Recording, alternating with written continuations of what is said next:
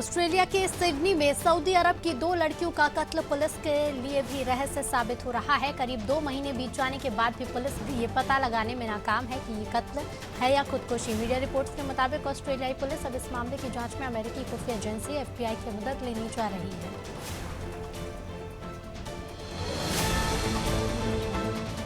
Iran में बेटे की मौत पर इंसाफ मांगने वाली एक मां को कथित कोर्ट ने 100 कोड़े मारने की सजा सुनाई है। महिला का नाम महबूबा रमजानी है। उनके बेटे जमान घोलीपुर को 2019 में महंगाई के खिलाफ चले आंदोलन में हिस्सा लेने के दौरान सुरक्षा बलों ने गोली मार दी थी। बाद में उसकी मौत हो गई थी। अब रमजानी को बेटे की मौत पर इंसाफ मांगने के लिए मामले में 100 कोड़े मारने की सजा दी गई। उज्बेकिस्तान की राजधानी ताशकंद में शंघाई कोऑपरेशन ऑर्गेनाइजेशन के विदेश मंत्रियों की मीटिंग शुरू हो गई है। सीओ में भारत, चीन और पाकिस्तान समेत 8 परमानेंट मेंबर हैं। भारत की तरफ से विदेश मंत्री एस जयशंकर मीटिंग में शामिल हुए हैं। पाकिस्तान की ओर से बिलावल भुट्टो जरदारी शिरकत कर रहे हैं। अमेरिका के हवाई से पुलिस ने एक दंपति को गिरफ्तार किया है। दोनों पर जासूसी और सरकार के खिलाफ साजिश रचने के आरोप हैं। चौंकाने वाली बात यह है कि इस कपल का नाम रूस की स्पाई एजेंसी KGB के साथ जुड़ रहा है। दोनों ही फेक आइडेंटिटी के साथ पिछले 25 सालों से अमेरिका में रह रहे थे। पाकिस्तान अब बाढ़ और बारिश से बेहाल है। हालात इस कदर बिगड़े हैं कि अब तक 300 से ज्यादा लोगों की मौत हो चुकी है। कुछ रिपोर्ट्स में 304 और 314 लोगों की मौत होने का दावा किया जा रहा है। सबसे ज्यादा दक्षिण पश्चिमी प्रांत बलूचिस्तान में 111 लोगों की मौत हुई। कराची, पंजाब, सिंध प्रांत में हालात गंभीर हैं। पूर्वी यूक्रेन में रूस के समर्थन वाले अलगाववादियों ने दावा किया कि मैरियोपोल पर कब्जे की जंग के दौरान बंधक बनाए गए कम से कम 53 यूक्रेनी युद्धबंदी यूक्रेन की गोलीबारी में मारे गए हैं।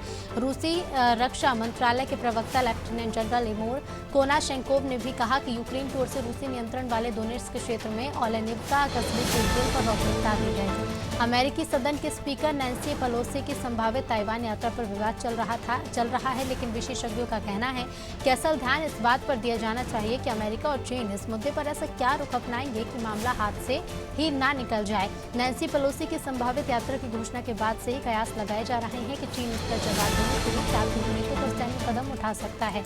अफगानिस्तान में तालिबान के नेतृत्व में लगातार बढ़ती पाबंदियों और मानवाधिकारियों के हनन पर अमेरिकी सीनेटरों ने संयुक्त राष्ट्र से कहा है कि तालिबान को UN की किसी भी सीट से बाहर किया जाए। 4 अमेरिकी सीनेटरों रॉबर्ट मेनेंडेज, जेम्स ई रिस्क, जीन शाहीन और जॉनी के अंस्टन ने इस बाबत संयुक्त राष्ट्र महासचिव एंटोनियो गुटेरेस को पत्र लिखकर अफगानिस्तान में मानवाधिकार हनन की चिंता जताई। रूस यूक्रेन के बीच युद्ध ने दुनिया भर में खाद्य सुरक्षा पर असर डाला है। इस बीच भारत ने अनाज और उर्वरकों के निर्यात पर रूस और यूक्रेन के बीच संयुक्त राष्ट्र की ओर से हाल ही में किए गए समझौते का शुक्रवार को स्वागत किया। उम्मीद जताई कि इसे सभी पक्षों द्वारा गंभीरता से लागू किया जाए। साथ ही आगाह किया कि अकेले उपाय देश के लिए पर्याप्त नहीं हो सकते हैं। विदेश मंत्री डॉक्टर एस जयशंकर ने शुक्रवार को ताशकंद में SCO विदेश मंत्रियों की एक बैठक में भाग लिया। खास बात ये रही कि SCO के मंच पर पाकिस्तान के विदेश मंत्री बिलावल भुट्टो भी मौजूद थे। ग्रुप फोटो में दोनों एक दूसरे से काफी दूर खड़े थे। कुल 11 नेताओं ने जयशंकर बाईं ओर से तीसरे नंबर पर थे, जबकि भुट्टो दाईं ओर से तीसरे नंबर पर खड़े थे। Institute of nature conservation polish academy of sciences ने घरेलू बिल्लियों को आक्रामक विदेशी प्रजाति के रूप में वर्गीकृत किया। हालांकि इस निर्णय ने कई लोगों, विशेष रूप से बिल्ली प्रेमियों के बीच खलबली मचा दी। पॉलिश वैज्ञानिक संस्था ने बिल्लियों से पक्षियों और अन्य वन्य जीवों को होने वाले नुकसान का हवाला देते हुए बिल्ली के समान प्राणी को विदेशी के रूप में वर्गीकृत करने का कारण बताया है। पाकिस्तान की सरकार ने गैर जरूरी और लग्जरी वस्तुओं पर लगाए गए प्रतिबंध को हटाने का फैसला किया।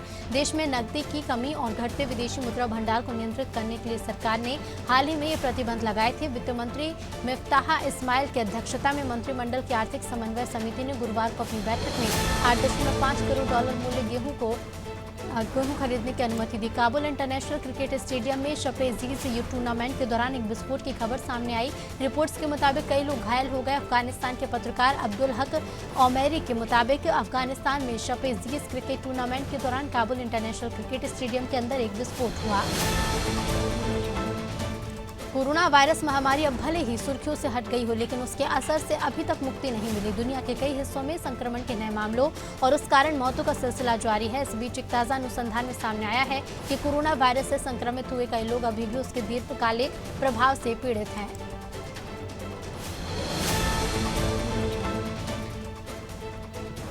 राष्ट्रपति इमैनुअल मैक्रों से मिलने के लिए फ्रांस की अपनी यात्रा के दौरान सऊदी अरब के क्राउन प्रिंस मोहम्मद बिन सलमान उस शानदार भवन में रह रहे हैं जिसे उन्होंने 2015 में खरीदा था। तब इसे दुनिया का सबसे महंगा घर करार दिया गया था। पेरिस के बाहर लॉबेसियंस में चैटो लुइस एक्साइवी की एक नई हवेली है।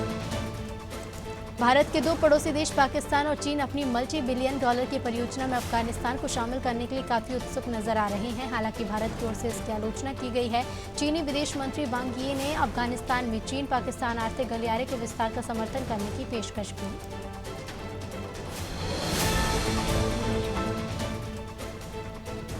नॉर्वे की एक महिला पर्वतारोही ने विश्व रिकॉर्ड का पीछा करते हुए सभी को हैरत में डाल दिया। क्रिस्टिन हारेला नाम की पर्वतारोही अब तक के सबसे कम समय में दुनिया की 14 सुपर चोटियों पर चढ़ने के अपने रिकॉर्ड से कुछ कदम की दूरी पर है। उन्होंने अपने इंस्टाग्राम अकाउंट से इस बात की जानकारी दी। अमेरिका के सहायक विदेश मंत्री डोनाल्ड लू की ताज़ा यात्रा को अमेरिकी एजेंडे में नेपाल के बड़े महत्व का संकेत समझा जा रहा है। लू 2 दिन की नेपाल यात्रा पर गुरुवार को काठमांडू पहुंचे।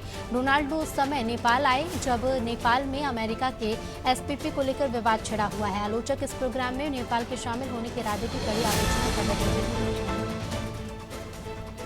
बोरिस जॉनसन के इस्तीफे के बाद ब्रिटेन का अगला प्रधानमंत्री कौन होगा, ये अभी भविष्य के गर्भ में है। हालांकि प्रधानमंत्री और कंजर्वेटिव पार्टी के नेता और उम्मीदवार के रूप में ऋषि सुनक और लिज ट्रस के बीच कांटे की टक्कर है। गुरुवार रात दोनों उम्मीदवारों को कंजर्वेटिव पार्टी के सदस्यों की कसौटी पर उतरना पड़ा।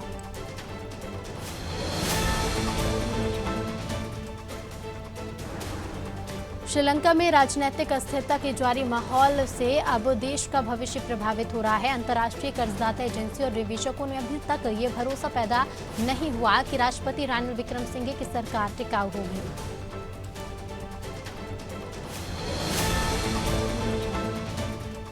भारत में 40 डिग्री पारा अब सामान्य बात हो चुकी है, लेकिन यूरोप में यह सामान्य और गंभीर चिंता का विषय है। पिछले कुछ दिनों से यहाँ का तापमान लगातार बढ़ रहा है, जिसे लेकर मौसम वैज्ञानिक चिंतित हैं। वैज्ञानिकों ने पूरे विश्व के लिए चेतावनी जारी कहा गया कि जलवायु परिवर्तन वैश्विक वायुमंडलीय परिसंचरण पैटर्न को प्रभावित कर रहा है।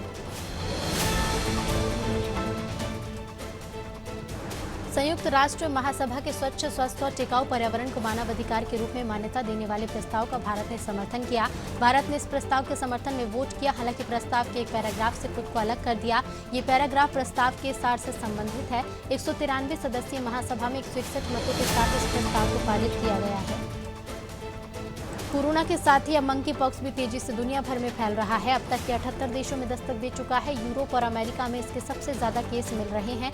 भारत में इसके अब तक 4 रोगी मिले हैं और इस बीच WHO के प्रमुख टेड्रोस ने बड़ी बात कही। उन्होंने कहा कि इस रोग के बारे में गलत जानकारियां वायरस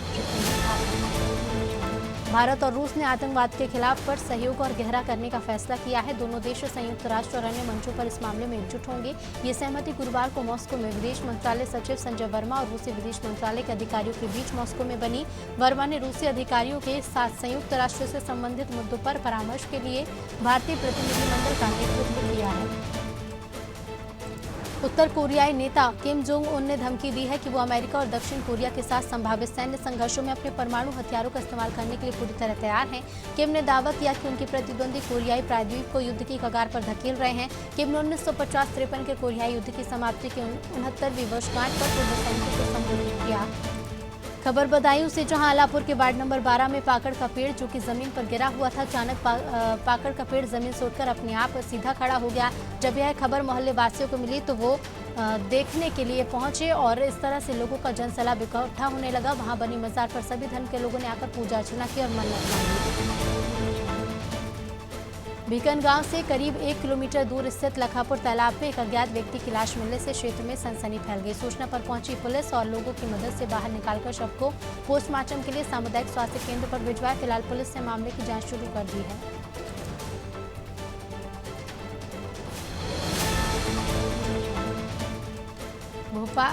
भोपाल में युवा कांग्रेस की जिला कार्यकारिणी की समीक्षा बैठक आयोजित हुई। प्रदेश प्रभारी अखिलेश यादव ने बैठक को संबोधित किया, जिसमें आगामी संसद घेराव की रणनीति तैयार कर संगठन की आगामी गतिविधियों और अन्य विषयों पर चर्चा की गई।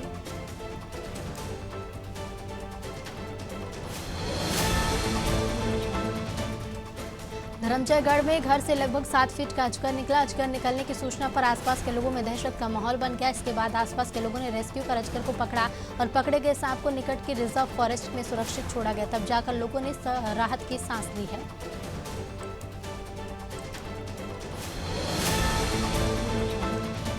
डिंडोरी में भाजपा के एक खेमे ने राष्ट्रीय मंत्री ओम प्रकाश दुर्वे को बीजेपी प्रदेश अध्यक्ष वी डी शर्मा के नाम आवेदन दिया। आवेदन में कहा कि त्रिस्तरीय पंचायत चुनाव में भाजपा के कुछ नेताओं के कारण भाजपा हारी है। इन नेताओं को पार्टी से निष्कासित नहीं किया जाएगा तो भाजपा के पूर्व जिला पंचायत अध्यक्ष ज्योति प्रकाश दुर्वे के साथ कई भाजपा नेता सामूहिक रूप से इस्तीफा देंगे। फर्रुखाबाद जिले में वर्चस्व को लेकर अमृतपुर थाना क्षेत्र के अंतर्गत ग्राम कुम्हरौर में 2 पक्षों में फायरिंग हुई। इस घटना में इलाके में दहशत फैल गई। घटना की सूचना पर पुलिस बल ने स्थिति को नियंत्रण में किया। उपद्रव करने वाले लोगों को पुलिस ने हिरासत में ले लिया है।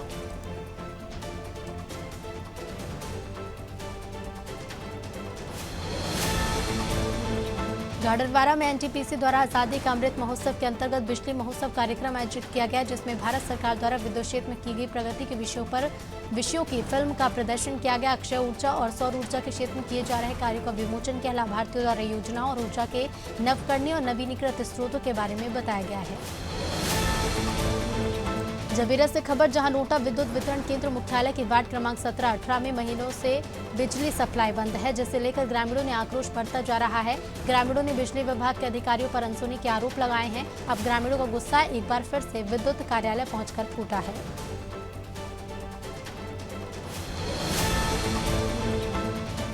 करेरा में लाठी डंडों सरियों से पीट कर 5 लोगों ने एक युवक की हत्या कर दी। जानकारी के अनुसार युवक किसी काम से नदी की तरफ से अपने घर की ओर जा रहा था। अचानक 5 लोगों ने उसे रोका और गाली गलौज करने लगे। युवक ने विरोध किया तो लाठी डंडों से मारपीट कर युवक का सर पत्थर से कुचलकर हत्या कर दी। पुलिस ने आरोपियों को गिरफ्तार कर लिया है। मंडला जिले में कलेक्टर हर्षिका सिंह के निर्देश पर हर घर तिरंगा अभियान के तहत रैली का आयोजन किया गया। शासकीय उच्चतर माध्यमिक विद्यालय भीमडोंगरी से हर्राटोला तक शिक्षक सहित छात्र छात्राओं द्वारा जनता को जागरूक करने के लिए जागरूकता साइकिल रैली निकाली गई, जिसमें पुलिस प्रशासन और समस्त शिक्षकों का सहयोग रहा। मिर्जापुर से खबर, जहां कर्णावती नदी में डूबने से 9 वर्षीय छात्रा की मौत हो गई। मवेशी चराने गई छात्रा की नदी के तेज बहाव में आने से मौत हुई। घटना की जानकारी चरवाहों ने परिजनों और पुलिस को दी। मृतका के पिता के साथ ग्रामीणों ने शव को खोज निकाला। शव मिलते ही परिजनों में कोहराम मच गया। सीओ ने बताया कि शव को पीएम के लिए भेज दिया है। खबर मिर्जापुर से, जहां विंध्याचल पुलिस ने अंतर जनपदीय चोरों के गैंग का खुलासा करते हुए 3 आरोपियों को गिरफ्तार कर लिया है और इनसे चोरी का सामान खरीदने वाला भी शामिल है। पकड़े गए बदमाश के कब्जे से 30 चोरी जल निगम के लोहे के पाइप के टुकड़े। घटना में प्रयुक्त 2 मोटरसाइकिल बरामद की। पुलिस अधीक्षक ने चोरी का खुलासा करने वाली टीम को 10,000 के पुरस्कार से पुरस्कृत किया है। निवाड़ी जिले के भीतरी गांव में एक कुएं में गिरे मगरमच्छ का वन विभाग कर्मचारियों और ग्रामीणों ने रेस्क्यू किया। कई घंटे की मशक्कत के बाद मगरमच्छ को कुएं से बाहर निकाला गया। वन विभाग का रेस्क्यू अमला मगरमच्छ को अपने वाहन से ले गया और ले जाकर नदी में छोड़ दिया।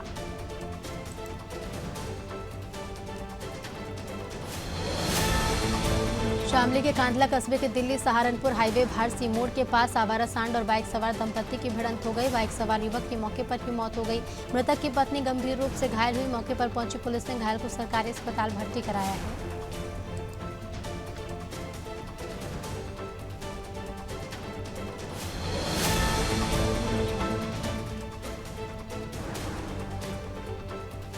खबर पीलीभीत से, जहां बोतल और डिब्बों में पेट्रोल न मिलने पर ग्राहक बाइक की टंकी लेकर पेट्रोल पंप पहुंचा, जिसका वीडियो कर्मचारी ने बना लिया और अब ये वीडियो वायरल हो रहा है। वीडियो पूरनपुर कस्बे का कर्मचारी कहना है कि यहां पर बोतल में पेट्रोल नहीं दिया जाता, इसलिए ग्राहक ने ऐसा किया।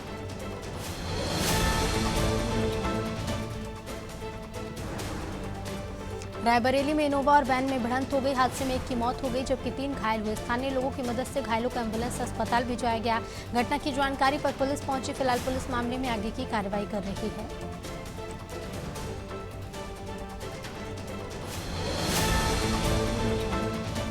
श्रावस्ती में विद्युत मंत्रालय के सहयोग से प्राथमिक विद्यालय सीताद्वार इकोना में बिजली महोत्सव का आयोजन किया गया। केंद्र और राज्य सरकार के सहयोग से विद्युत क्षेत्र में हुए विभिन्न उपलब्धियों को मनाने के लिए बिजली महोत्सव को एक मंच के रूप में मनाया गया। इसका उद्देश्य बिजली क्षेत्र में बड़े पैमाने पर सार्वजनिक जन भागीदारी और विकास में जमीन से जुड़े लोगों को इसमें सम्मिलित होना सुनिश्चित करना है। सोनभद्र के शक्तिनगर थाना क्षेत्र के अंतर्गत युवक की दुर्घटना के बाद इलाज के दौरान मौत हो गई। इसके बाद गुस्साए ग्रामीणों ने सड़क को जाम कर दिया। घटना की सूचना पर मौके पर पहुंची और जाम खुलवाने का प्रयास किया। ग्रामीणों का कहना है कि एनसीएल से कोयला ट्रांसपोर्टिंग कर रही हाईवा से जाम लग जाता है, जिससे आवागमन में परेशानी होती है। वाशिम में महावितरण कार्यालय में दंपति द्वारा सहायक अभियंता की पिटवाई का वीडियो मामला सामने आया है। बताया जा रहा है कि बिजली कट जाने की वजह से दंपति ने सहायक अभियंता से मारपीट की। मौजूद किसी व्यक्ति ने घटना का वीडियो बना और सोशल मीडिया पर वायरल कर दिया।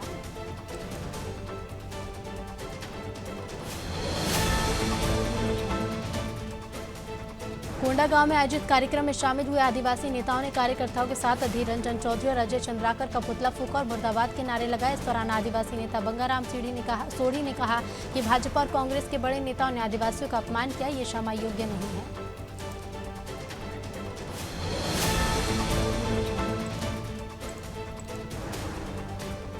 कोंडागांव में बच्चों के शव मिलने का मामला सामने आया है। मामला बफना के डडिया डैम का है, जहां शुक्रवार को घूमने गए 9 बच्चों में से 4 की डैम में डूबने से मौत हो गई।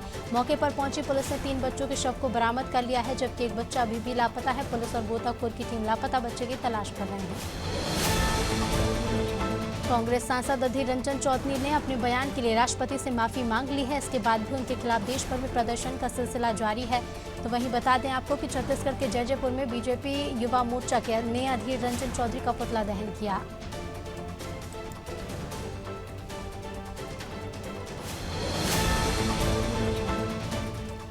बुधनी के शाहगंज के पास स्थित दिगंबर वाटरफॉल में एक 27 साल का युवक डूब गया। सूचना पर मौके पर पहुंची शाहगंज पुलिस रेस्क्यू अभियान चलाकर युवक की तलाश में जुटी है। जानकारी के मुताबिक युवक भोपाल से पिकनिक मनाने दिगंबर वाटरफॉल गया था। फिलहाल पुलिस युवक की तलाश कर रही है।